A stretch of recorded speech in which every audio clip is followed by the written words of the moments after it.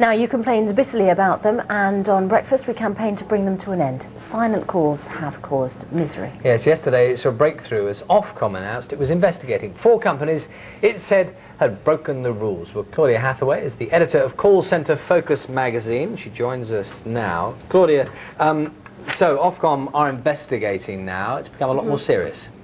I think so. I'm quite encouraged by the announcement that they've made, but really I'm just waiting now to see the actual action that takes place. I'll be watching very closely next month to see if anything actually happens to these companies. Well, there's been a sort of naming and shaming procedure now, because those companies who are most guilty have been named, that they're being investigated.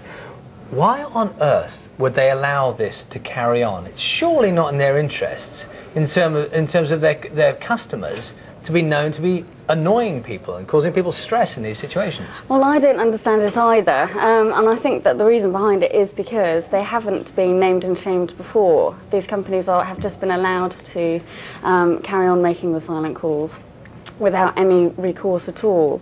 And for me, it's always been, the silent calls issue has always been an issue of enforcement, and I think it's really up to Ofcom now to really come down hard on these companies and make it clear to other companies that are using predictive dialers that misuse of them is going to result in real problems for their company. So you're saying that these companies knew that they were causing people distress and harassing them or whatever, and just chose to ignore it because no one was telling them they had to?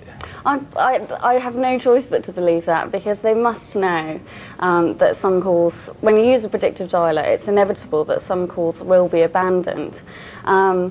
And if they have no recorded message, they must know that some of those calls are going to end in silence. Wouldn't there be a good argument for just ditching the whole predictive calling thing altogether? I mean, people just don't want these random phone calls, do they? Just lose the whole lot, then it's not going to happen. Well, that is a solution, and from a consumer point of view, that's obviously the ideal solution. But for companies with call centres, from a productivity point of view, they really need the predictive dialers to make sure that their productivity levels are where they should be.